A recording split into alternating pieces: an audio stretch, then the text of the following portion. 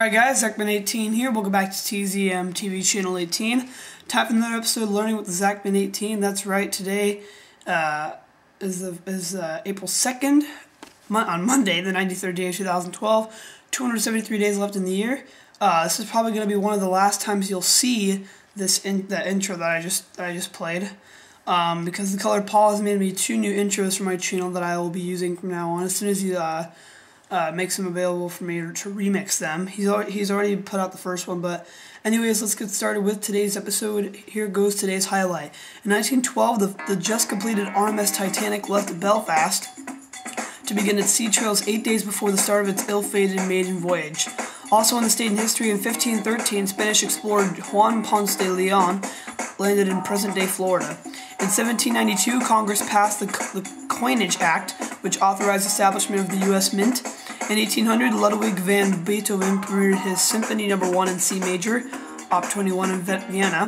In 1860, the first Italian parliament met at Turin. In 1917, President Woodrow Wilson asked Congress to declare war against Germany, saying the world must be made safe for democracy. Congress declared war 4 days later. In 1932, aviator Charles A. Lindbergh and John F. Condon went to a cemetery in the Bronx, New York, where Condon turned over $50,000 to a man in exchange for Lindbergh's kidnapped son. The child, who was not returned, was found dead the following month. In 1942, Glenn Miller and his orchestra recorded American Patrol at the RCA Victor Studios in Hollywood.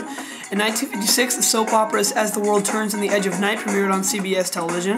In 1968, the science fiction film 2001: A Space Odyssey, produced and directed by Stanley Kubrick, had its world premiere in Washington, D.C. In 1974, French President Georges Pompidou died in Paris. In 1982, several thousand troops from Argentina seized the disputed Falkland Islands, located in the South Atlantic from Britain. Britain seized the islands back the following June. In 1992, mob boss John Gotti was convicted in New York of murder and racketeering. He was later sentenced to life and died in prison. And exactly 10 years ago, Israel seized control of Bethlehem. Palestinian gunmen forced their way into the Church of the Nativity, in the traditional birthplace of Jesus, where they began a 39-day standoff. And finally, exactly 1 year ago, highly radioactive water leaked into the sea from a crack at Japan's stricken nuclear power plant.